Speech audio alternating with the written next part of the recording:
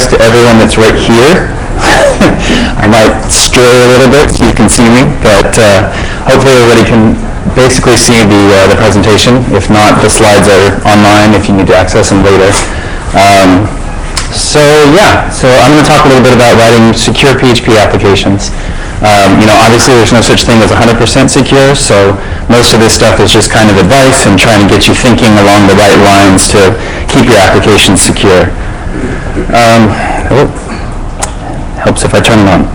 There we go. So my name's Chris. I'm actually a development manager here at Mastery. Myself and my team are based in Dallas. I have been working in kind of the security world for the last couple of years now. I'm also the, senior editor, I kind of made up the title, of phpdeveloper.org. I don't know if any of you guys read that. And that's my Twitter handle, Auditing. I do all sorts of other stuff as well. So just a brief intro. So in general, when you start thinking about secure development, unfortunately, as it stands right now, it's pretty broken. Especially in the PHP community. There's been kind of more of a surge lately about people being more security conscious in their applications, but by and large, because PHP has such a low barrier for entry, it's such a pretty easy language to learn, there's not a huge emphasis on secure development from the start. Unfortunately, that's something that needs to be fixed. How many of you have heard of SQL injections? Awesome, good. I've asked that question and I've had like 4 or 5 people raise their hands before, and it's really kind of scary. The original SQL injection term was defined 10 years ago. Cross-site scripting, anybody know what that is? Sweet, 11 years ago. So why are these still a problem? If they have been around for so long, then why haven't we figured out a good way to completely resolve them in all web applications? Like any problem in security, it's difficult. There are so many variations of this stuff, so many ways that it could go wrong, that it's really hard to prevent a lot of that. This is a report that came out from the White Hat Security Group. You can kind of see some of the numbers on it. I know people in the back and maybe even some people in the front can't read the smaller print on this stuff, but they actually have this available on their site if you want to go and look at the full report. This is just kind of a summary of it. It goes through some of the basic statistics on it, the highest vulnerabilities for the last couple of years. And you can see the numbers are still pretty high. There's nothing really below, what's the lowest, 55%. So it's still, security on web applications is still a really big problem. There's a lot of potential things that an attacker could do to your site, but it's really hard to prevent all of those possible things. When you start out with secure development and security in your thinking and your whole process of development, it helps that kind of stuff. You start building security in from the start instead of thinking about it as kind of a bolt-on at the end. Oh, hey, let's make this secure now that it all works. That one that I showed you is the White Hat set report. How many of you are familiar with the OWASP top 10? Okay. Yeah, if you're not familiar with that, go take a look at the OWASP site. It's actually basically a top 10 list of the most prevalent vulnerabilities that they found in applications over the last couple of years. They just released a new version of it in 2013. The one before that was 2010. There was, I think, 2 or 3 changes to this new list. One of them included the addition of pulling in third-party libraries into your application. That wasn't covered before, and then they merged a couple of the other ones to kind of keep it at 10, basically. There's also the SANS 25. This is a little bit more comprehensive list. Sorry, standing in the way. This is a little bit more comprehensive list. Some of the stuff that's on there includes the OWASP top 10, but their stuff is still it's broken up into categories, and it's not just like here's the checklist to go off of. They link it to some of the common vulnerabilities as well, so you can go look at the vulnerability database and kind of link those that way. Unfortunately, when you start to look at those lists, you start to you see these vulnerabilities that come up, the average top 10 stuff. you think, oh well, we need to fix that. We want to be sure there's no cross-site scripting in our application, or we want to be sure that we take care of cross-site request forgeries, all that kind of stuff. Unfortunately, that's the wrong way to approach that. If you're thinking about mitigating problems in your application, that probably means it's already written and you're trying to figure out how to fix that. If you build that stuff in from the start, it's not as big of an issue. Ultimately, if you start at the beginning, even with your planning, you start thinking about the different parts of your application, the different components that are in it, and any kind of possible exploits that you could have in it, then you start, you can carry that through, and it's actually a little bit more secure thinking as you're developing it. Like I said, build it in from the start. Even as part of the whole planning process, as part of you can even take it as far back as the actual architecture. If you want to start thinking about, I've got my data sources over here, I need to be able to securely access those things without having any potential for, SQL injections or any kind of data exposure or anything like that. It's not just always about, or it's not always just about the actual application itself. You kind of have to take the whole ecosystem of the application into consideration as well. There is an emphasis, especially in the PHP community, because it's so rapid development. The whole atmosphere of it is. It's a lot easier to just make it work and just get it out there instead of trying to make it work securely. You want to put things into your application that are going to make it easier for you in the long run to keep things secure. For output escaping, possibly implementing something like Twig or any other templating library that automatically escapes some of that stuff, so you don't have to worry as much about those kind of problems. You do want to be careful, though, if you're pulling in third-party tools or you're writing libraries for that kind of stuff, that you're not completely putting your faith in it, because a lot of times just having general functionality saying, okay, we're going to escape everything. We're going to, any kind of HTML that comes in here, we're going to go ahead and escape that out, so we don't have to worry about, cross-site scripting or anything like that. There's always going to be ways to get around that kind of stuff.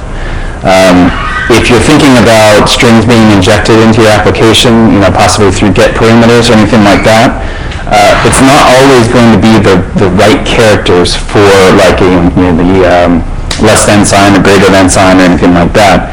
There's a possibility they could be passing you, different encoded like UTF-7 versions of those characters. And depending on how your application is written, it could convert those into correct HTML tags if you're not using the right encoding on your string output stuff. So it's not always the input that you're going to be able to predict. Unfortunately, you kind of have to filter out stuff when it comes in. When you're thinking about your application, you also need to think about how it's going to break. It's easy to go through the happy path and even writing unit tests and all that kind of stuff, say, okay, I give this bad parameter, it's going to fail, or this is how it's supposed to work. But you really need to kind of take a step back and think about, how someone could possibly break what you just wrote. And it's not always, like I said, it's not always just, invalidly formatted data. It could be, completely different encoding. It could be binary data that they're giving you, trying to, overflow something in your application. If you're taking in any kind of web address or anything like that, potentially they could use that to, do a denial of service against another site if you're not careful. So it really just depends on the application and what's doing. But, you need to think about how it could be abused, how it could be broken, and anything that it could provide if it broke. One of the ones on the OWASP top 10 is information exposure. PHP is unfortunately kind of bad about this, because if you throw an exception, it naturally gives you that stack trace, the error, which not only provides things like the full path to the application, it provides class names, it can provide variable names, all sorts of stuff that's internal to your application that you would definitely not want somebody trying to abuse, and potentially use against you. So just kind of a good overall approach to this. I've kind of broken it up into four groupings, I guess, to kind of give it an overall picture. First off, you want to define some security standards for your application, for your company, all that kind of stuff. This is not just, hey, we're going to use this kind of authentication mechanism. This is, we need to protect this kind of data for our customers. We need to not store this information. All that kind of stuff is included in these security standards as well. The other thing is obviously testing. Hopefully everybody writes unit tests. Yes? Unit tests? Everyone? Hands up? Come on. If you don't write unit tests, please start. This is kind of an addition on top of that, though. You have your unit tests that are proving essentially that the parts of your code work, but you also need to have some kind of security testing, whether it's full-blown penetration testing, or if it's just, some scripts that QA runs like a fuzzer that provides bad input, or something that there's actually some tools that the OWASP group have that you can basically point at your site and it tries to break it through any input, any kind of form values that it can. It just, it goes after it. It's pretty useful. Unfortunately, you still get a lot of false positives with that kind of stuff, so you kind of have to take it with a little bit of a grain of salt. But it's still very useful, so you don't have to worry as much about that kind of stuff. It can still give you kind of a comprehensive view. Threat modeling, how many people are familiar with threat modeling? Okay, cool, a couple people. So for those that aren't, this is essentially boiled down, looking at your application and trying to figure out the exposure points where anybody could come in and potentially attack your application. There's a little bit more to it than that. There's some other factors that you have to worry about and some graphs and charts and everything you can put together. But essentially, you're just trying to look at your application, figure out what could break, what's exposed, what's outside of the login that's not covered by OAuth or anything like that. Just kind of get a general feel for the application. And then the secure architecture is a little bit more about the back end. Is the server up to date on its software? Is there anything running on it that's not supposed to be running on it? You still kind of have to consider that kind of stuff, because even though PHP is pretty much create it and run it, you still have to think about what environment it's running in, especially if it needs some kind of external service access or anything like that. It's reaching out to any other systems. You want to be sure that all that kind of stuff is filtered and protected.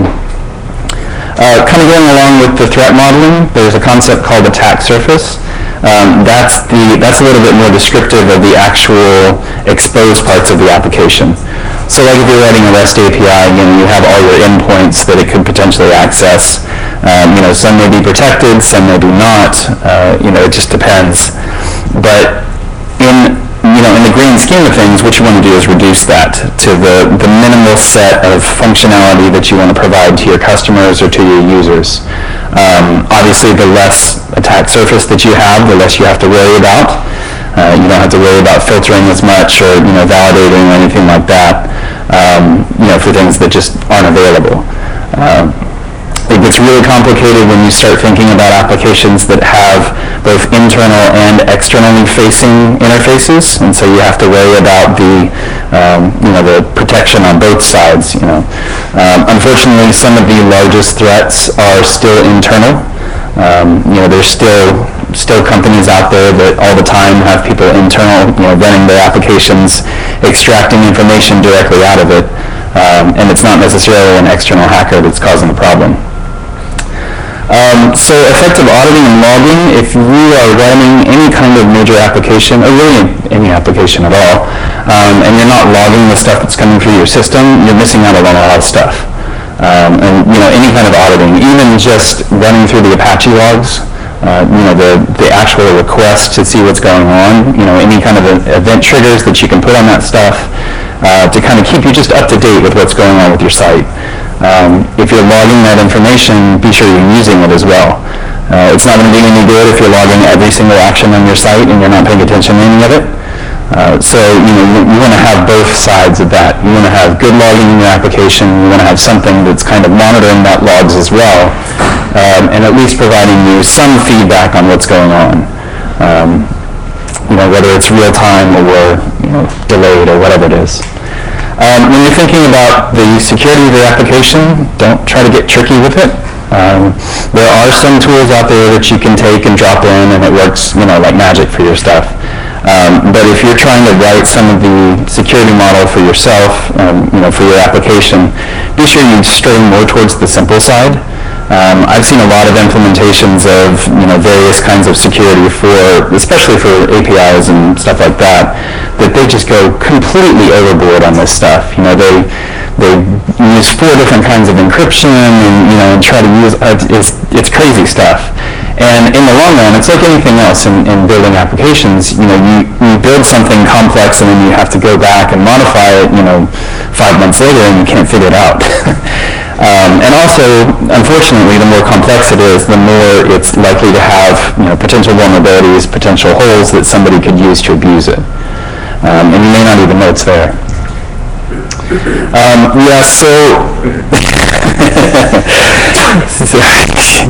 Yep, sorry. By not publishing any information about an endpoint does not mean it's secure. I hate to break it to you.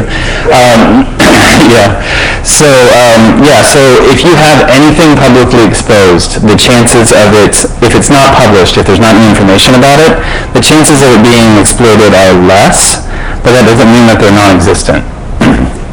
There are some tools out there that the bad guys have, or security researchers have for that matter, that will actually take a common set of terms or URLs or anything like that, like some default URLs that some applications provide, all that kind of stuff, and just basically launch that at a web server and try to figure it out. So it might hit /admin, /start, /default, all that kind of stuff, and it just shoots it out there. So even though you're not actually publishing that endpoint or that URL, it may still be able to get, they may still be able to get to it. And if you're not paying attention to it and think, oh no, nobody can get to it, we don't have to worry as much about it, you could be leaving yourself pretty wide open. There's also another concept called defense in depth. Is anybody familiar with that? Okay, cool. So in the larger sense, defense in depth is a little bit more about having multiple layers to the defense of your application. So you could start out with like a web application firewall at the very top of it, and then stuff built into your application, then potentially networking, then architecture. You have different levels. You get firewalls in there and everything. When you take a little bit more into the context of web applications, you start thinking about filtering the incoming data and then formatting it for the different contexts that you need to, and kind of taking it all the way down inside of the actual application itself. So you can get a little bit more granular with the whole layering of the different technology in there, whether it's output encoding or input filtering, all that kind of stuff. Okay, so that's kind of some of the general concepts, kind of the basics.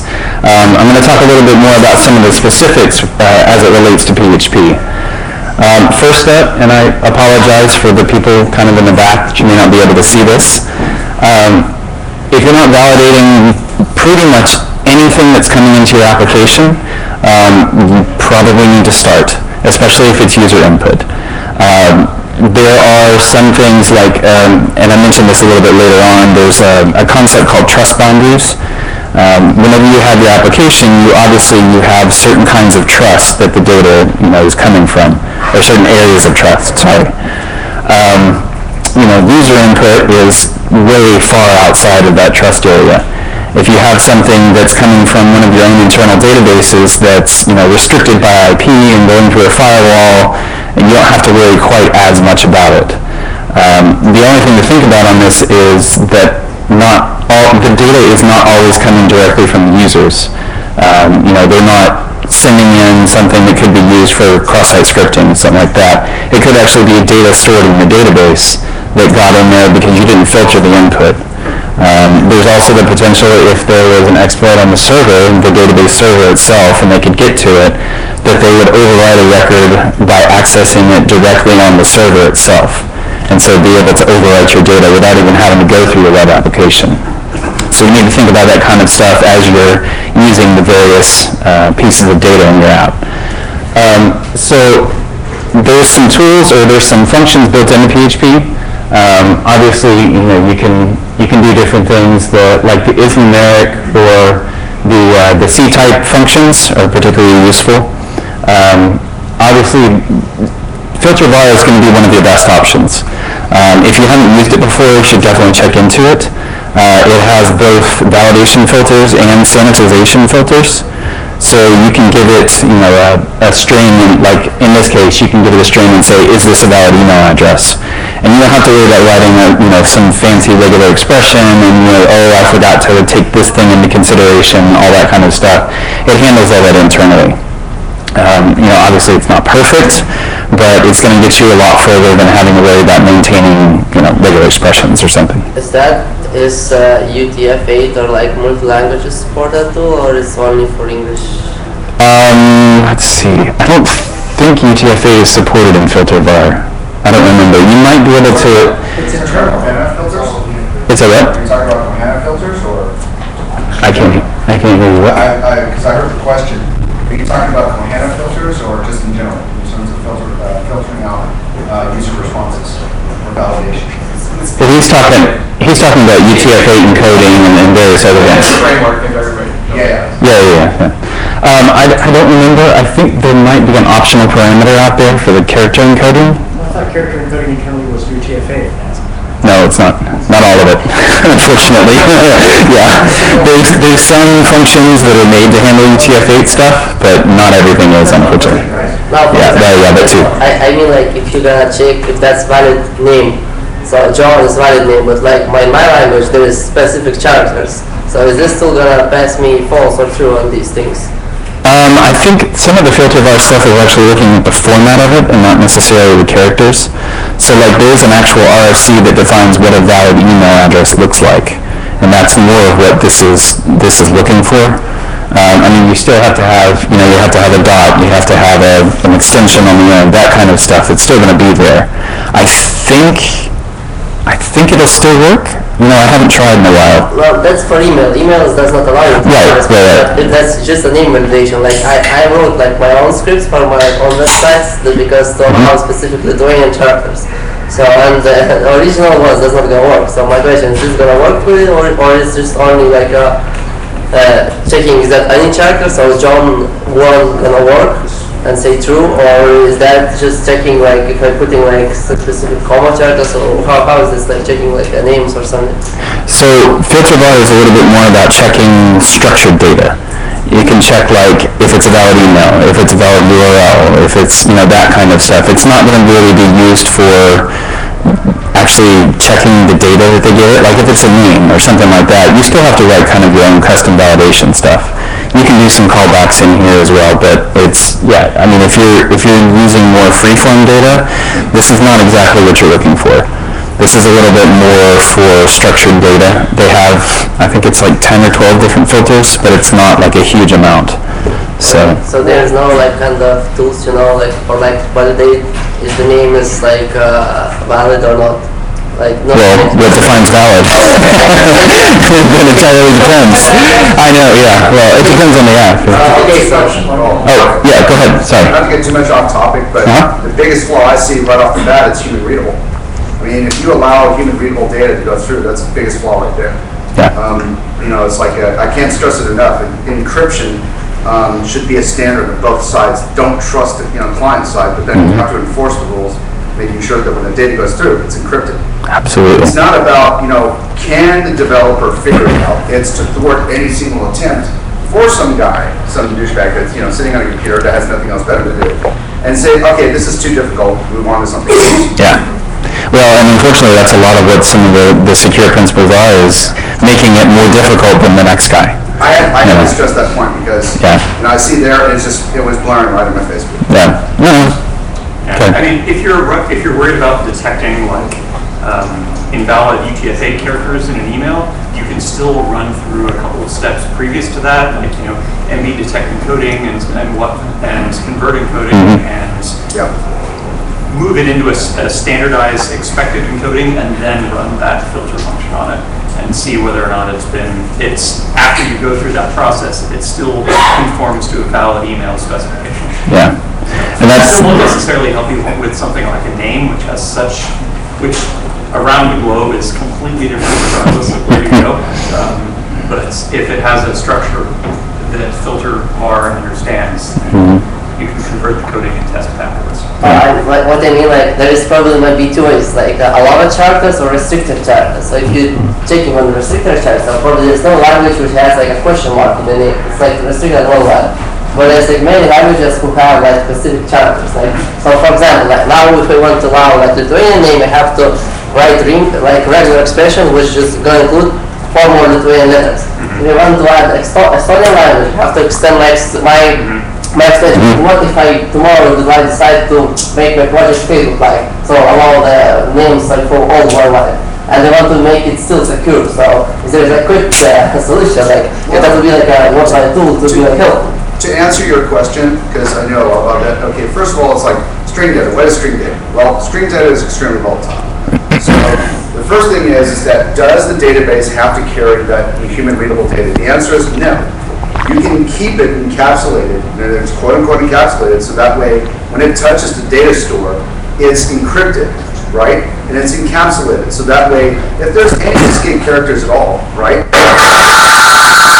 Sorry. I didn't do it. I should have ducked down because it felt like a moment. Yeah, good that shit. But it's like to end this point, so that way, it's for everyone out there.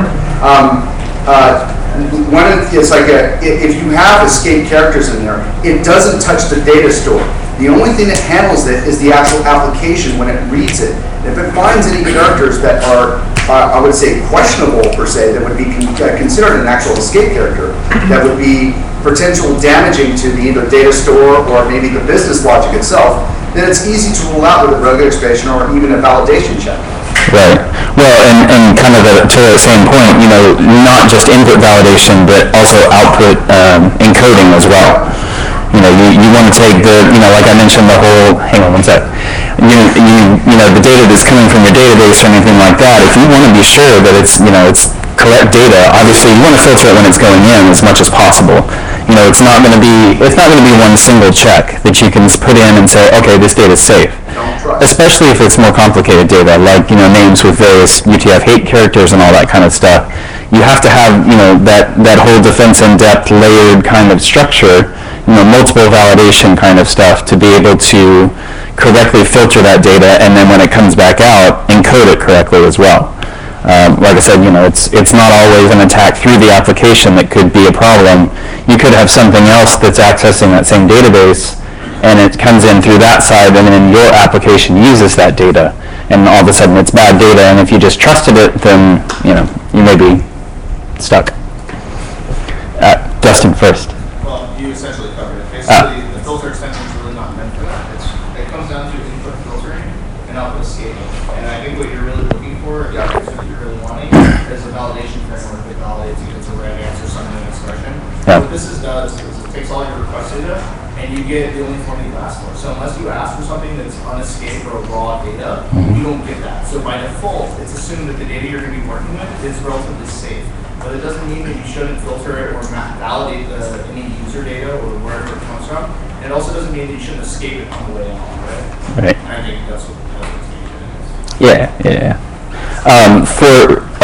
Did you have one more thing? Yeah. Yeah, just kind of going on the defense in depth thing. It's not just cross-site scripting or SQL injection. Also think about like secondary injections. Like you may be able to put data into a database, for instance, that's passed all your database filters, but that may cause lots of problems if it gets into an email. So you can. It's all about context. Right. There are contexts, and you have to make sure that you've filtered for as many contexts as possible throughout the application in the entire life cycle of that piece of data. And when it starts getting really tricky is when the data is used in multiple contexts.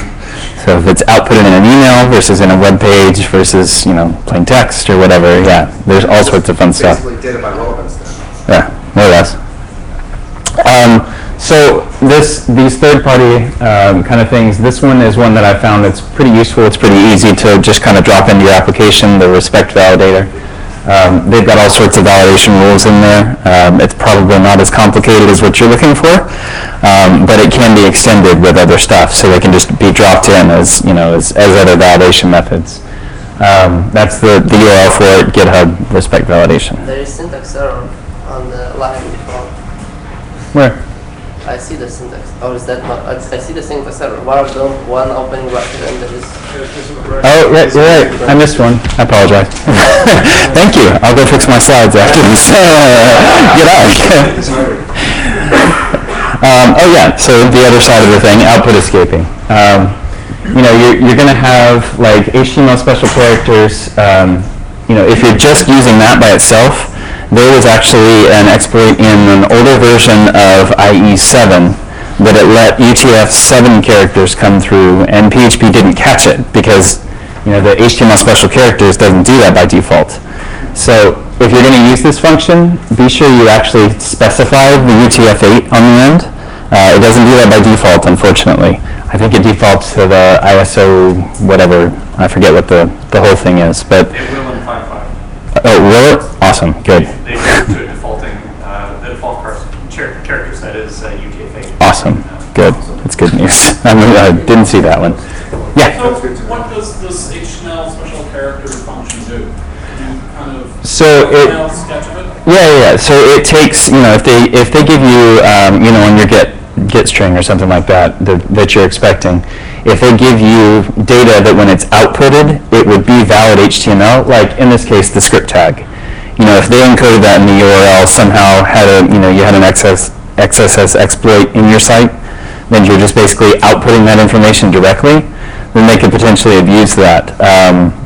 I've seen some exploits out there that use like the HTML5 full screen application or full screen functionality to essentially overwrite the browser window with something that looks like the browser window, but is actually a site that's, you know, like they do clickjacking or something like that on there to get you to click on other stuff, and it's crazy what they can do. They can actually fully replace the HTML for an entire site if you completely leave it, you know, if you're echoing out user data directly and not filtering it in any way. Yeah, you can completely overwrite a site if you know what you're doing, or replace a part of a site. I saw one the other day where they injected some JavaScript into a site and it overwrote an ad on the side, so it looked like it was supposed to be there, but it was actually their content and their ad and their links and all that kind of stuff. So when you clicked on it, I forget what they actually had it do. It was some other site that they had it hit, and I guess the other site wasn't protecting with like a cross-site request, you know, token or anything like that. And it was just, you know, hitting a URL on their side directly, doing, yeah, I don't know. So does this function prevent the script tag or whatever's incorporated into it from being executed? Is that Yes. So it takes like an HTML tag and converts it into the entities. So like the less than will be the ampersand LT semicolon. When it's outputted to the page, the browser literally represents that as a less than. It doesn't try to interpret it as HTML. So how does that prevent this cross-scripting or? So if they're trying to inject HTML into your page through like something on the get parameter, and you're just echoing it, literally just echo get, whatever, then that content that's coming in, the browser is going to render that as HTML when it comes back out. If you use something like this, it translates that into the HTML encoded character for less than. And so it won't render it directly in the browser like it would if it was just a regular script tag. That makes sense. I get it. I got it now as I was looking at that. Yeah, and it's just one method. I have. That's interesting. Yeah. So yeah, and this is another thing that you can't necessarily trust it to work 100% of the time. The data that they give you may not actually be a real HTML string. If you're interested in looking at what can possibly be done with injected HTML for this kind of stuff, go look on the OWASP site. They actually have an XSS cheat sheet. There are all sorts of different encodings that they could possibly give your script that represents an HTML tag, the greater than, less than signs. And there's tons of stuff, which is, kind of reinforces the fact that when you're getting information, you're getting input from your users, you basically want to always validate that it's what you're expecting. So if you're expecting an email address, don't let them give you anything else that's not an email address. Don't try to filter it down and say, oh, okay, well, this kind of looks like an email address if I take off this part. If it's not what you're expecting, fail it right away. Because you're just leaving yourself open if you're trying to say, oh, I'm going to prevent this, and then I'm going to prevent this, and this, and this, and this. Instead, get what you're expecting. Mm-hmm. Along the same lines, can I use the examples on the OWASP site that you mentioned to build like a unit test? Yeah, there's actually some of their tools already do that. Some of the not attack tools, but testing tools that they have on there.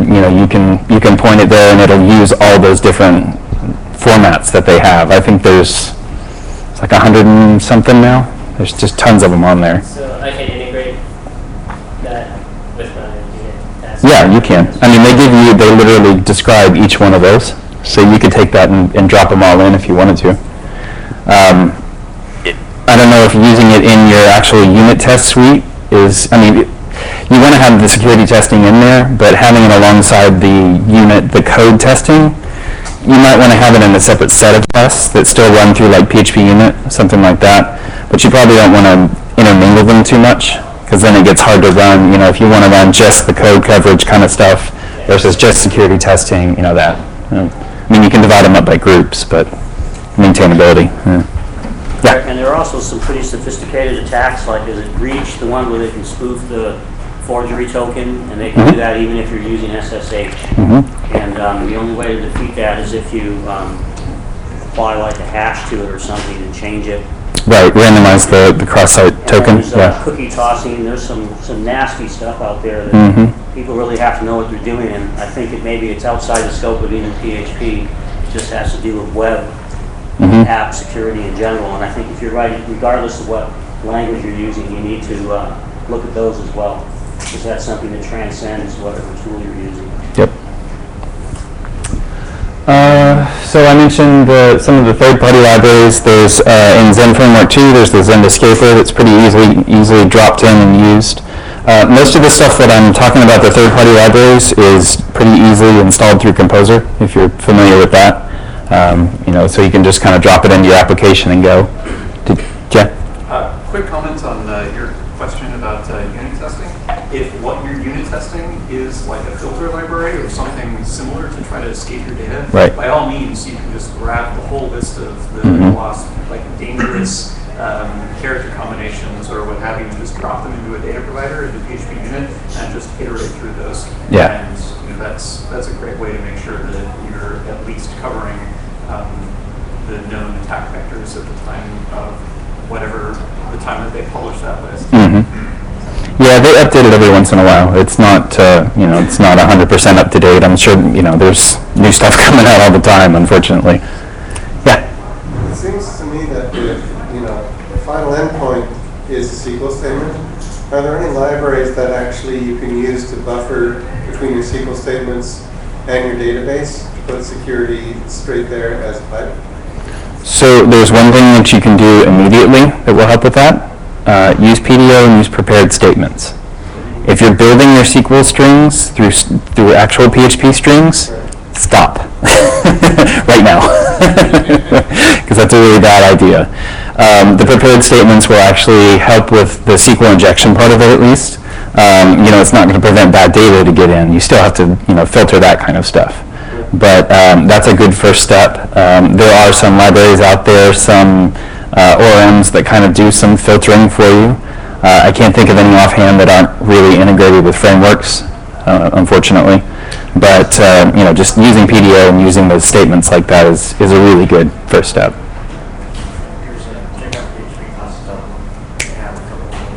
Yeah, they've got tons of stuff. Yeah. I just really wanted to ask you a specific question about that, because PDO can use both native and non-native, escaping and prepared statements. So basically, one way it sends it to the database as a prepared statement, and then gets it back and then executes it. The other way, it actually does it internally. Have you found any reason not to use the non-native? No. after like MySQL 5.1? No, not really. Okay. More often than not, it's just more trouble than it's worth. You're just having to worry about it, but Performance problem. yeah. All right, let's see. Oh, content security policies. Is anybody familiar with those? Kind of know what that is? Okay. So for those not familiar, it's essentially I think you define it as a header in Apache, I believe, that lets you define what kind of content can be included on your page. This kind of stuff helps prevent, like if they do find some kind of cross-site scripting vulnerability in your site and they try to include a JavaScript file from their server or anything like that, a content security policy will actually restrict that because you tell it based on, I think it's script, image, there's 3 or 4 of them, I can't remember what it is, but you actually define the host name that it's allowed from. You can get down to the specifics about the actual file path if you want to. And you just define these as a policy in your application. GitHub recently put that in so that you can't use some third-party JavaScript extensions on their sites, which has been frustrating for me personally. You'll see more and more sites starting to adopt that because it really is. It's a pretty simple thing to do. I think it's like 2 or 3 lines, and you've basically prevented most external things from being included in your site and potentially abusing, parts of your site. Yeah. This is enforced by the browser code? What's that? Will this be enforced by the browsers? Yes. And how big and comprehensive are the enforcement handles from browsers and other browsers? I think it's pretty much every major browser supports it right now. And there's also there's parts of the content security policy spec that aren't completely supported. There's some newer stuff that I don't know if they've released that version of it yet or not, but there's some newer things that you can define in there that are not necessarily supported across browser, but the basics of it are. And how far back in history does this go? I'd have to look it up. It's varying, for each browser. I believe the way it works, if the browser doesn't support it, don't worry about it. Yeah, it just doesn't do anything. Because it's just sent as an additional header along with it. One of the other things that's nice about this is you can actually define a script on your side to log violations. So if somebody does try to inject some JavaScript that includes another file or includes an image or anything, it'll actually send that request in another HTTP request to your PHP script or whatever. So you can have that log to a database and check that log every once in a while to kind of see what's going on. Kind of a handy little feature that's been supported for a while. Actually, it says here that IE 9, 8, and 7 doesn't support it. Really? Yeah. I thought they supported it since 7. Good job, Microsoft. Awesome. Well, there you go. Nobody uses IE anymore, right? Nobody in this room. Yeah. CSP also enforces certain conventions in your HTML. I believe if you have inline style elements, you'll choke. Yep. So you won't be able to do inline style, so it's a good excuse to pull everything with CSS. You can also tell it. Yeah. Well, and you can also tell it not to use. You shouldn't have inline style elements. Not to use eval. You can tell it specifically to turn that off. What's that? Yeah. Can you elaborate on the danger of inline styles? Apparently, people can lock on to the DOM and they can inject things. It gives them a handle, gives them an avenue, a vector of attack. That's all CSS, right? So if there is a cross-site, injection that they can do on the page, then if they're actually injecting the script tag or anything like that with JavaScript inside of it, and you echo it back out, then that's going to be inline in your page. If you have a content security policy that prevents that, then that's just another step that they'd have to go through that prevents that. There are pages. You're talking about inline HTML, and he was saying inline style. Inline. I thought he was saying inline JavaScript. He's talking about inline JavaScript. Attribute style Attribute style is considered insecure. I think I'm with him in the question of what about the attribute style? It's considered a vector of attack. So if the attribute style isn't there on a tag, that tag is more secure? Yes. I'll have to Google that one. Yeah, I don't know if I've heard that A one. lot on it, because there's a lot coming out on that. Styles include URL. I think what It's you're true. talking about is the block header, the style, right? Talk about if you use inline style elements in a form or something, that gives a vector of attack. Potential vector of attack. The style tag, the tag name style. Well, if you say what you said that the URL can be in the style, then I guess if you would somehow have some input that goes into that URL, then yeah. But I'll There are papers on it. I think you can import something bad. Yeah, probably. That's how it works. Yeah. Even just something as simple as a background image will still make a request to retrieve that resource. Right. So, I mean, it's all about context-specific Yeah, that filtering. again. Yep. Yeah. The background image, I guess. If Yeah. someone has a background image, which is a file of the entire Wikipedia archive, and grab it every day. All right, so despite I don't know if any of you guys are familiar with the breach attack that recently came out. You were alluding to it earlier, where you can actually figure out if there's a repeated string or repeated content on a page, even inside of HTTPS, SSL protected pages, using the breach stuff that they figured out. They can actually pull out that information if it's repeated. On the whole, though, still using HTTPS is a whole lot better than HTTP. Even if it's just serving up plain pages that way, you're going to add that extra layer of protection on there. All the data between your user and the server is going to be encrypted that way. Don't have an HTTP page that posts to an HTTPS, because that's still going to be plain text. Just serve up everything with HTTPS and you'll save yourself some headaches down the line. Do you know, so the breach, where does this component live? Do we know if we're using it? What do you mean? Someone's sniffing you. Right, so this is part of the HTTPS hack that, right, is it an Apache? Breach is a library, right? No. It's I forget what it actually stands for. It's an acronym for the kind of attack that it is. The kind of attack yeah. itself. It actually, like he was just saying a second ago, it's more of a, like they have to intercept the packets, so usually it's more of like a man in the middle kind of thing. They can't just, point something at your site and say, okay, I'm going to do this attack against They're it. intercepting encrypted packages. Right. That's the problem, because it's a weakness in the encryption of Right, it. in the encryption itself. Yes. It's used for the HTTPS. Protocol. Right. And that's it. And I think bottom line on that. Yeah. I think they have to have, I forget what the minimum, it's like 1,000 packets, or 1,000 requests to be able to come through to try to figure out what that information is. Now, if you're randomizing your tokens or anything like that, or, hopefully you're not putting your session ID in the actual HTML or anything like that, but, if you have any repetitive information, it could come through. Right. Now, if you were signing as well, if you were signing the request as well, would that reduce? I mean, presumably that would reduce the surface there.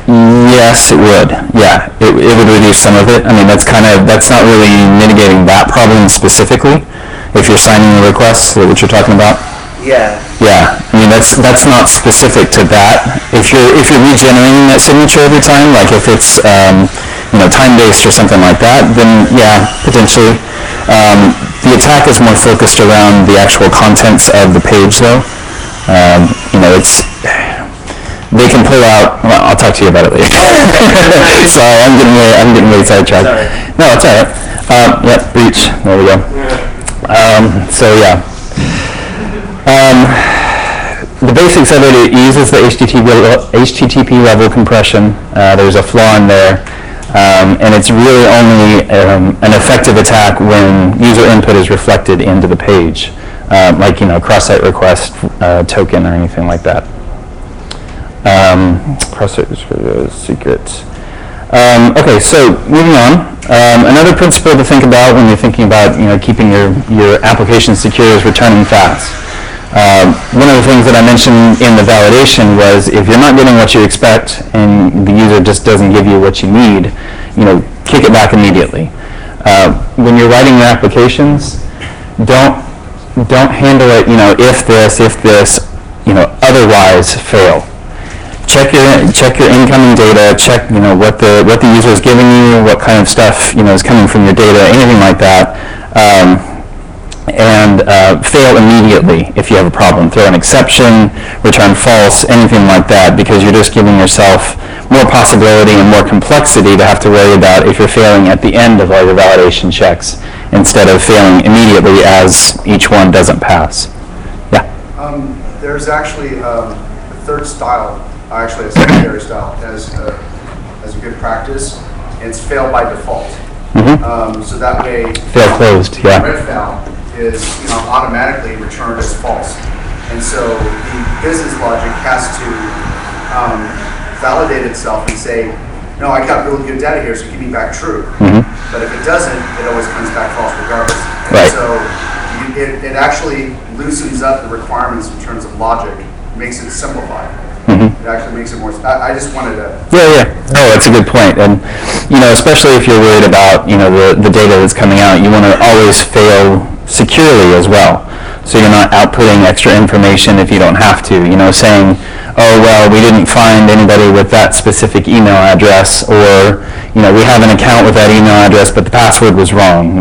Then that lets the attacker know that yes, that actually exists. So yeah, they can go after it that way.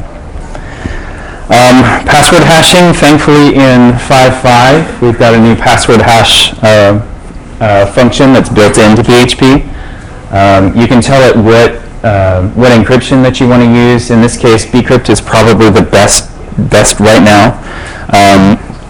One of the reasons to use that right now is because it is slow. It actually slows down the attack process, and depending on how large of a cost you give it is basically how slow it's going to be. Stuff like MD5 or SHA-1 or SHA-256, those are so easy to compute the values for it right now that they can just run through thousands of them in a second.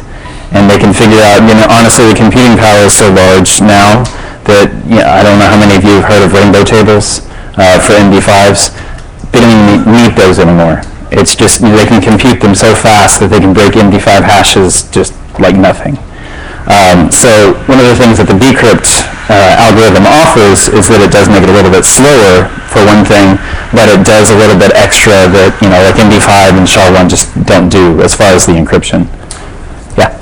It seems to me that if you're allowing repeated attacks with a high enough velocity to brute force your password, aren't you by definition also vulnerable to DDoS attacks? Yes. Yeah, there's a lot of other stuff. I mean, when you're thinking about the security of your application overall, you can't just take one of these things and say, okay, like I mentioned at the beginning, you can't just say, okay, I'm going to prevent this, and I'm going to be okay. You have to say, okay, I'm going to prevent this, which, in turn prevents this, but also opens the door for this kind of stuff. So, you kind of have to balance all this stuff a little bit throughout the entire application and not just one piece at a time. Yeah? Never mind. That's it. Oh, okay. There are, if you're not using PHP 5.5, there is the password lib that Anthony Ferreira has put together. It's a drop-in library. You can install it through Composer, or you can just install it manually if you want to. It does the same hashing as the built-in method. He actually I think he wrote most of the C code for the built-in function as well. So it handles things the exact same way. This way you can also, there's a password hash function that it puts in the global scope that you can use it that way. So if you do upgrade to 5.5, then it's not as big of a hassle to replace that stuff. There's a PHP sec library that has some stuff built into it for bcrypt, and the Zen framework. I think it's Zen framework 2 that has the Zen crypt in there. Zen framework 1 had the old version of it, but I don't think it supported bcrypt. They might have updated that though, so don't quote me on that. If you're using regular sessions, I don't know how many of you know how sessions work in PHP. Essentially, when you store a session, by default, if it puts it like in temp or something like that, it does kind of a special serialization on the data that it puts in there, but it doesn't do any encryption. It's mostly plain text. So if someone has any kind of access to the server or any other application on the system, they could potentially write to that or read from it, because a lot of the times the actual session files are written by the web server user.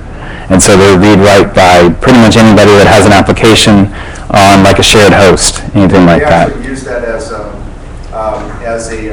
that's a security loophole in Gmail, and they use that to basically get all of your email contacts that actually have the same things we got into. I've tested into two platforms, email platforms, and it has the same security hole. Yeah. Yeah, and it's unfortunate. There's several shared hosting vendors that they don't take this stuff. Like, there's some of them that have wised up to it, and they take sessions and they store the session files in separate directories based on the user, the application that's calling them and creating them. But a lot of them still just store them all in the same directory. And if you can figure out what the session token is, or be able to actually call a file get contents on one of those files, then you can extract the information out directly because it's not encoded. Fortunately, PHP does support custom session handlers. The extra long URL here at the bottom is a script that I wrote as part of another project, but it gives you a pretty good idea of how to create an encrypted session handler. It adds a little bit of extra overhead to the request, but not too terribly much. Yeah, these slides are going to be available after, so you don't feel like you have to write all this stuff down. But yeah. Isn't the usual hack just to store your session in a database and store the ID in the session? You can, yes, but if you don't necessarily have access to that, or you're actually worried about the database itself as well, because this session handling is at the PHP level. So, what's that? You can encrypt the data in your database. Oh, absolutely, but this just gives you an automated way to do it for the sessions. Right. So you don't have to specifically write your own session handler. These hooks are directly in PHP, so when you open a session, it calls the session open function in your custom handler. This newer handler is actually in 5.2 or 5.3. I forget which one it is. But it's an actual interface that you can program against instead of just, here's the set of functions you should define. Prior to that interface, you didn't have to define all the functions. Like there was like a garbage collection one and a close. If you didn't want to have to define those, you didn't have to. With the interface, obviously, you have to. And then you just use that set save handler to set the object for it. So this kind of goes along with what he was saying earlier. Least privilege is the concept of failing to closed, essentially. You want to be sure that unless you specifically want it to be failing open, that you always fail closed. You always fail to the least amount of privilege, especially in your authentication and authorization stuff. You want to be sure that if you can't figure something out, if you can't determine if a user has a role or if they have all the roles they should or anything like that, that you just fail and say, okay, they're just not going to get it. And not just try to guess and say, oh, well, that's probably an error on my part, that kind of stuff. You always want to fail to the least amount of access. And that kind of goes along with the whole failing fast. So if you don't have the right data, you don't have the right information to make the judgment, then, just fail right away. If there's something screwy about the user that's logged in, anything like that, just, you always want to fail closed. I mentioned this a little bit earlier about how PHP tends to output a little bit more than it probably should for exceptions. If you're catching them and you're logging them correctly, you don't have to worry quite as much about it. By default, the error logging, if you don't turn it off, it outputs all that stuff to the actual web page. The exception handling will output all sorts of stuff. You can define in PHP. You can define custom error handlers and exception handlers. So they only output certain information, and that's outside of your try catch or anything like that. So if you define these custom handlers to always log exceptions to databases, that kind of stuff, you prevent some of those issues, some of those information disclosure issues. Yeah. I thought PHP had like a directive It does. But if you're on a shared hosting environment or something like that and you can't control that stuff, then this is something you can actually use in your actual application, in your code, to handle that kind of thing.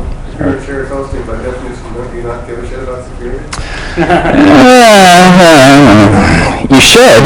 You should. Let's put it that way. Regardless of your hosting platform, you should. I have a shared host, and they actually run their own session handler, so when I wrote my own, Yeah. errors like crazy. I couldn't understand it. What they were doing is already doing everything I needed to do before, and also everything runs as me instead of just a general PHP. So Yeah. so it really depends on how concerned your web host is. What's your host? DreamHost. DreamHost? Wow. We've gotten better then. Well, again, $100 a year. Yeah, they're just behind. They just got PHP 5.4 like within the last year. So I don't think 5.5 is going to be there anytime soon. Yeah, no, unfortunate. Well, the other question is, the hypervisor secure, or are the hypervisors PRISM compliant? Some compliance. Yeah. So there's also a few other things to think about, just in general, and these are such broad topics that I didn't want to spend time on this. Authentication and authorization is super specific to the application.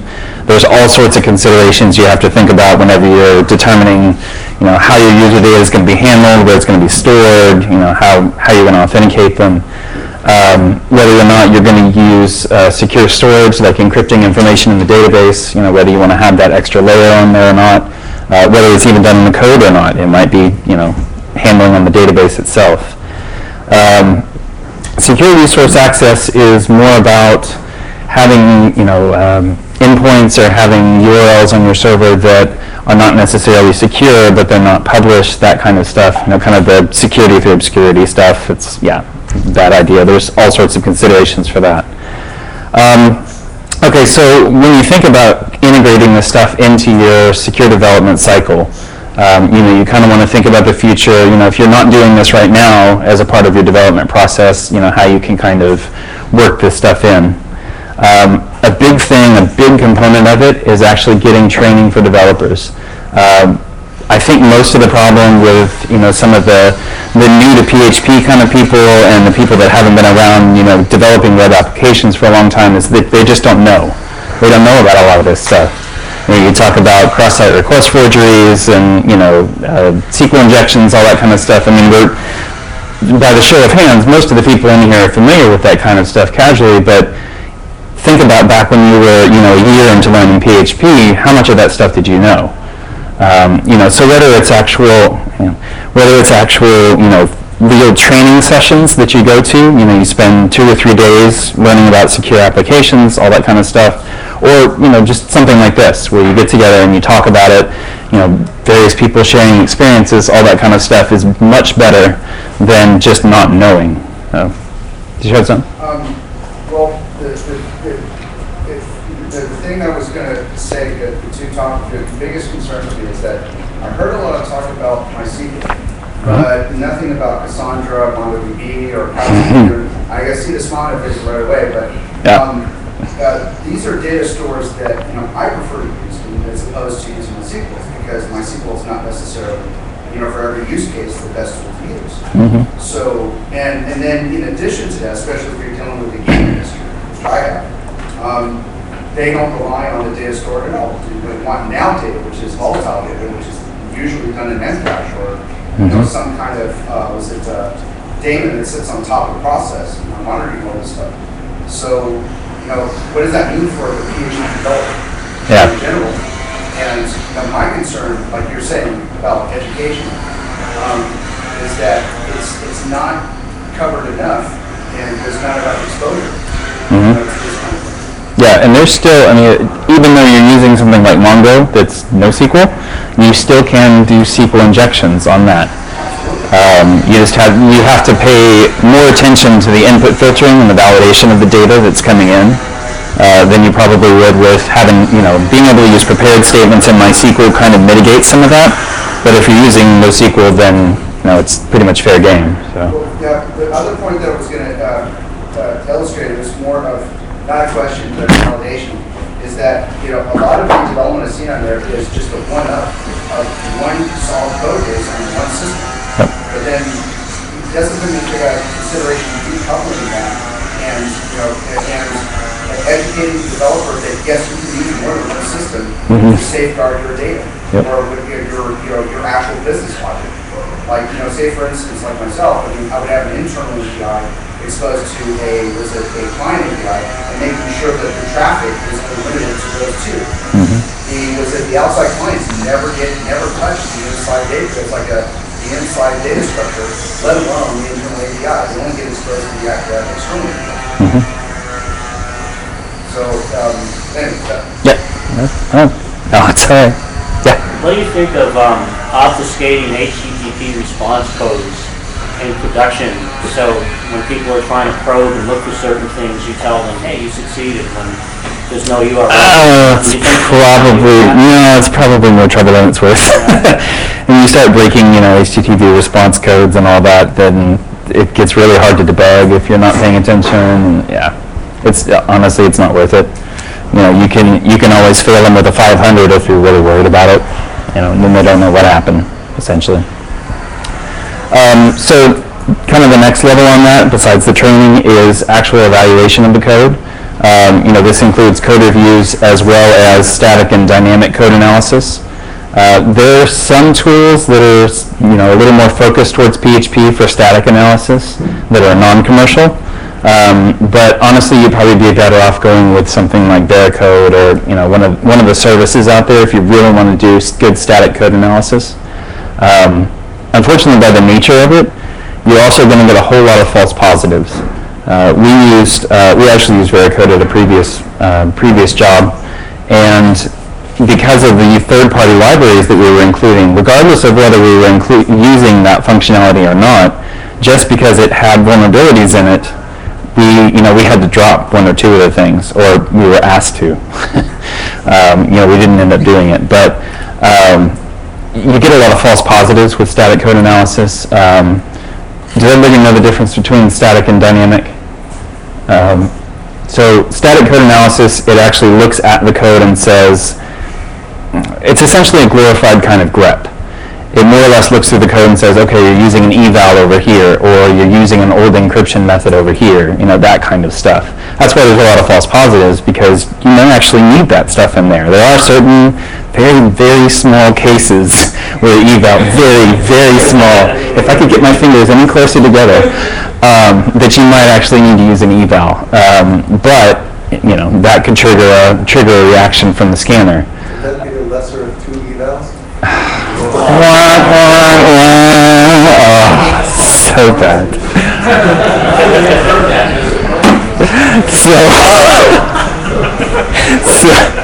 So dynamic scanning on the other side of it is more of, you know, here's my site. You know, it's kind of some of the scanners that like the OWASP project has, and there's one called Vega that's out there. It's actually kind of JavaScript based. You know, you point it at your site and it tries to break it, essentially. They're usually not specifically fuzzers that try to put in bad data. They take known exploit types and try to put those into your site. You know, especially if you have forms or get variables, any kind of user input, that kind of stuff. So secure coding standards, I don't hear of very many places that have this kind of stuff that actually have it written down. You know, there's some good practices to follow as far as, you know, worrying about how to write your code so it's secure. You know, I've mentioned some of that stuff, but, you know, you need to probably have something that's a little bit more tailored to your environment. So when you think about defining a coding standard like this, you know, you want to think about how you handle authentication. You know, what's the authentication scheme for, you know, do we want to force them to use OAuth tokens every time, or how often do we refresh those, or, you know, different things like that. You know, how are we going to handle passwords? Are they going to be a unique hash each time, or is it going to be the same hash over and over? You know, same seed hash over and over. Sorry, not the same hash. You know, you need to think about the filtering practices that you're going to have in your application. Any configuration issues that you might have. You know, sometimes when you have a local development environment versus staging versus production, you have different configurations for different environments, so you want to be sure they're all correct for each environment. Yeah? Many of these things you can actually implement via customized rule sets in something like PHP Code Sniffer, because it already has a tokenizer in it. You can implement things like any use of eval is an error, or any use of this function without this argument is an error. So a lot of these, if you check on GitHub, there are customized rule sets for Code Sniffer that will implement several of these. Yeah. Not proper configurations. Right. Yeah, it's the higher level stuff too that you have to think about as well. Not just the actual code part. One thing to look at is TypeScript now is basically a thin layer around objects, where you can start to at least have some fundamental variable type variable validation. Yeah, there's a couple of different libraries out there for that kind of stuff. I wish some of it's slowly weaving its way into PHP. It's unfortunately really slow, but it's getting there. I also mentioned this earlier, the idea of trust boundaries, kind of thinking of the parts of your application and, whether this certain part needs to be more secure, because it's being accessed publicly versus this internal part of the application, what kinds of practices need to apply to those various pieces of the application as well. And then storing customer data. Obviously, if you're you're having to worry about PCI compliance or anything like that, you have to worry a little bit more, about what you're storing. But you always want to be really careful with user data and store the least amount of data that you possibly can, and still be able to make it useful for the user. How many people do code reviews? Code reviews? Awesome. Good. It's more and more hands every time I ask that question. That's a good thing. So on top of regular code reviews, which are a little bit more about the structure and the following the basic rules and patterns of the code base, secure code reviews are a little bit more about you think about what the objectives of the script are, and you usually give yourself a little bit of a time box, because obviously if you're thinking about security stuff, it could just explode if you're not paying attention. And you're going to have specific questions that relate to your application. Usually it's going to be more of a checklist of, okay, we're using this kind of technology, so we need to take, like if we're using MySQL, is this using, PDO prepared statements correctly, or, stuff like that, where you're actually working with the structure of the application. And it makes it a lot easier when you're doing these secure code reviews, because then you're not just looking at it and thinking, oh, okay, I guess this could break this way. You can kind of have a little bit of a checklist to go through. You always want to review incrementally, just like any other kind of code review. You don't want to take big chunks of code and try to figure out what all of it's doing all at the same time. If you have a small piece of code that comes through that relates to the view layer of your application, think about how it's escaping that data, where that data is coming from, if it's filtering it in any way, things that are a little bit more specific to the actual piece of code that's coming through, rather than, in the grand scheme of things. And review for security only. You have your other code reviews that are more for structure, that are more for naming conventions, all that kind of stuff. Don't worry about that at the same time as the secure code reviews. Think two different review types. It's even if you have to implement it as two different steps in your application. Hopefully one right after the other, but it may not always work out that way. And if you have some common issues that keep coming up, over and over again, drop those back into the secure coding standard, so that you can use that as that list, and you can say, okay, this is something that keeps coming up over and over again, so we need to be sure and note it here, so that we can check it off on our list as we're going through. I put this in here. I don't know. I imagine most of you probably can't see this, unfortunately. This little diagram is from the Microsoft Secure Coding workflow that they have, their secure development lifecycle. They have tons of different steps in here. I've mentioned some of this stuff, like static analysis and dynamic analysis, threat modeling, just various pieces, but it kind of gives you an idea of how that stuff all fits together in a flow. And then at the very end, this orange part down here is the actual response. It's great and all to have secure development and have it, throughout the entire life cycle of the application. But if you don't have a good response process when something does happen afterwards, if you're just, let's just put a bug in, in our tracker and then we'll take care of it. You have to worry about, how important the bug is, how, what it's affecting, if it's affecting user data, all that kind of stuff. You have to have a good response policy in place, as well as, having it secure throughout the life cycle of the development. And it leads to an evolution of, just kind of the policies and procedures for your testing, your application, your development, all that. Structure of the environments, just the general development, and the whole architecture of not only the application but the systems that it runs on. So, just to kind of sum it all up, one of the main things about doing any kind of security, but specifically about secure development processes, is to reduce the amount of risk in your application. Like we mentioned earlier, you really, one of the main goals is to be harder than the next guy, more hardened than the next guy. So you're trying to reduce the risk as much as possible. Risk is a combination of a couple of things. It's how exploitable the vulnerability is. If it's something that takes, 10 different steps to actually be able to exploit, it's not going to be, the attacker is more likely to move on to something that only takes one. So it's how easy it is to exploit, how prevalent it is. Like the OWASP top 10, those are the most prevalent ones right now. So obviously, if you're going to start focusing on this stuff, you want to start focusing on those first, versus some random bug that might happen to be only in one piece of software that was 5 years ago, something like that.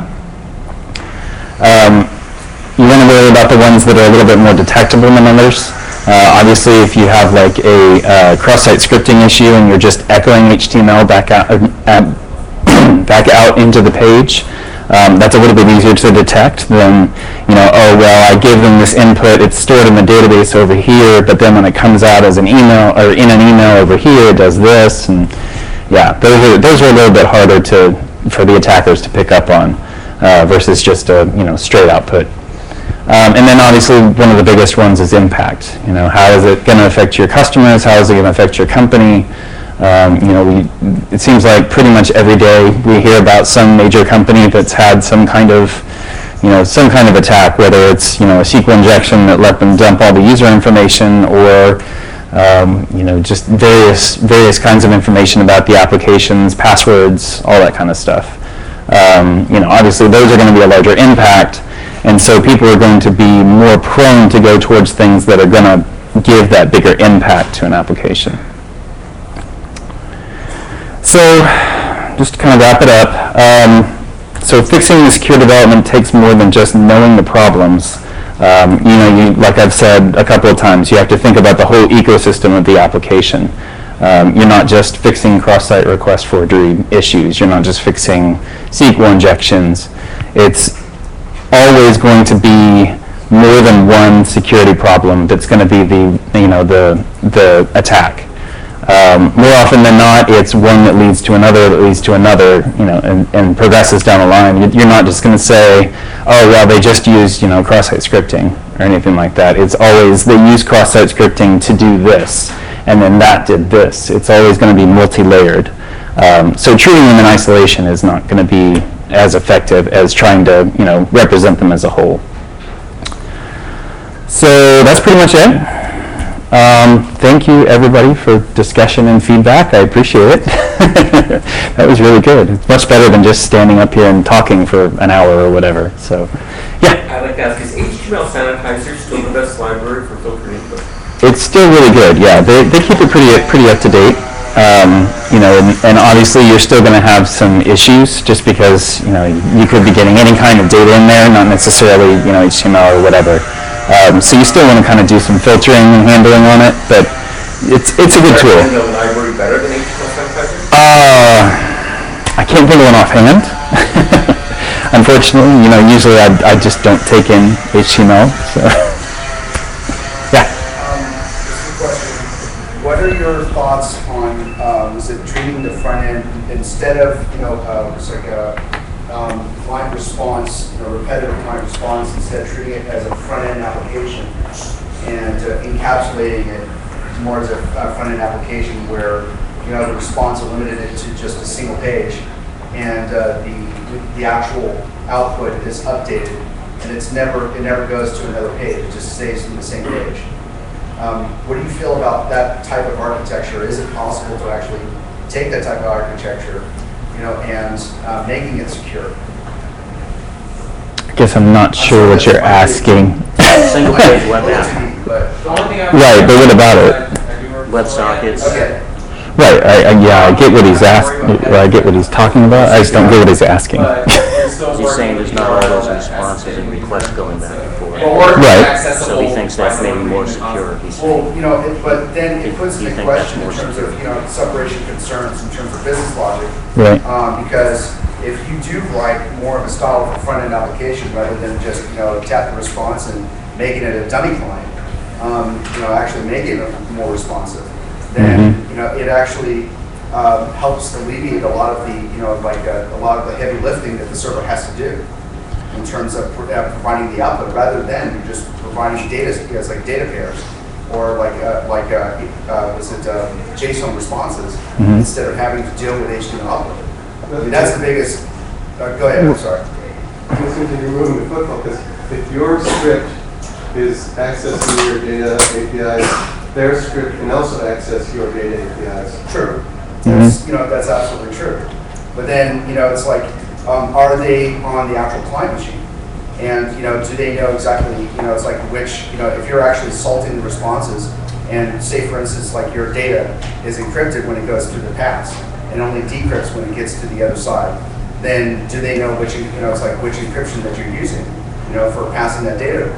And If it's client-side data, they can access any of it. No, they know which, it's like which ones you could possibly use, but they don't know for certain which encryption that you're using, especially if you have like randomizing encryption. That sounds like security through obscurity. Yeah, because you can. Well, I mean, yeah, and you have client-side scripting, and you can't really.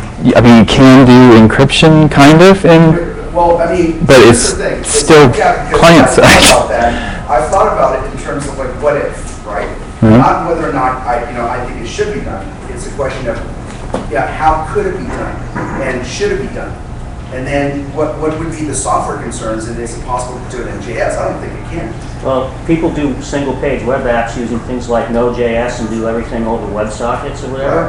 It's just different types of security issues. You don't have these HTML-based security issues, but there are still other things you have to worry about. It's a different architecture.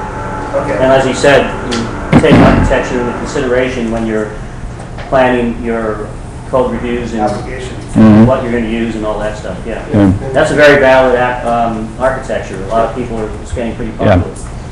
When I started using PHP professionally, I learned it previously when I actually started developing. I was lucky enough to come across essential PHP security by Chris Shiflett. When I came here, I thought you were the same person. Different Chris. Yeah. That hasn't been updated for quite some time. Yeah. I thought that it was a good starter. It is. Because it examines things that are around for 10 years. And it helped me a lot. And there's actually a list of functions you should disable immediately if you don't use them. Like F, puts, whatever. F. Right. Yeah. Yeah, and there is that disable functions in there. What's that? Have you read that book? I have. I own a copy. Current and worthy of someone to read it? It's a good introduction. Some of the stuff is obviously pretty dated. Some of it is, there's new features that have been introduced into the language that make it a little bit easier, since then, or a little bit safer, I guess, since then. Some things that are defaulted off, like I think he mentions the register globals stuff still in there. Yeah, which is gone. So, some of that stuff's just not an issue anymore, but it is a pretty good introduction. There's some other stuff out there that's, that kind of is a little more up to date. After the presentation, I haven't done it yet, I apologize, but after the presentation, maybe tomorrow, and I'll post it on the meetup page, I'm going to get together a set of links of some good resources out there, and I'll post that on there so you guys can look them over. What do you think the implications of third-party authentications like Twitter and Facebook and Google IDs are for security? They're useful because you get to offload some of that stuff, but you still have to worry about, data issues between them. Not everybody's going to want to authenticate, say, sign in through Facebook kind of stuff. So a lot of times you still see applications that say, okay, you sign up with an email or, something like that. They're handy. There's some other ones like, what's that one called? Stormpath, that actually uses a REST API interface to do, and they handle all the user authentication stuff for you. Which is nice, but then they have to worry about data security. You're relying on them for data security. You have to think about, well, what happens if Facebook gets hacked and then all of a sudden all your users, their information is out there and you can't do anything about it. You can turn them off in your system, but they're authenticated through Facebook. So, yeah, there's all sorts of other implications. So it's more legal installation than security installation. Yeah, you could say that kind of. Yeah. I just wanted to add to that, one of the problems with that is if you're relying on a social network to authenticate your users, and they don't like your app anymore, and they revoke your credential, and you don't have those email addresses, guess what? You just lost all your users. So you should really, even if you authenticate that way, you should give your users the option to enter their email and encourage them to do so. Otherwise, you can lose a lot of users. Losers, they are. Well, and you call losers lost users, yeah. And that brings up another good point. I mean, what happens if their service is having problems? Yeah, and also if they're unreachable. Yeah. Also, they might shut down the service, like Stack Overflow was using OpenID, and they Yeah. shut down, and everybody had They got to. Yep. Yeah, that was kind of annoying. I was one of those users. Yeah.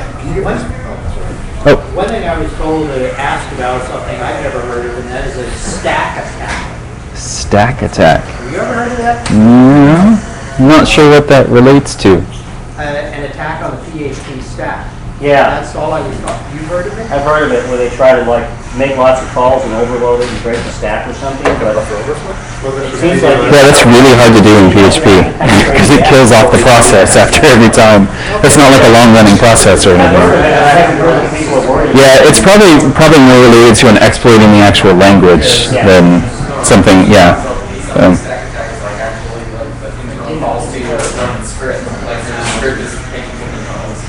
Yeah. I don't know. Yeah, I'm not sure what that relates to. Yeah, it is. What's that?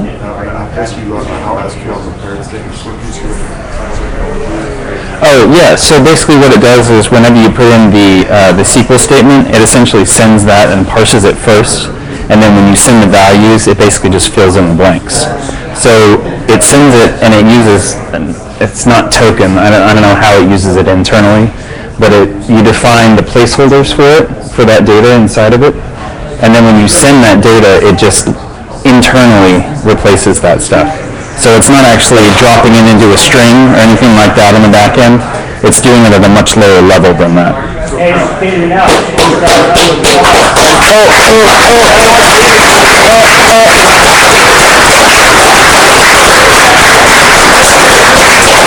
Yeah, so I have to do my duty and say, an Intel company. We're hiring, so if you're looking around, go take a look at our career page. What kind of spots are you looking to fill? All sorts. There's a bunch.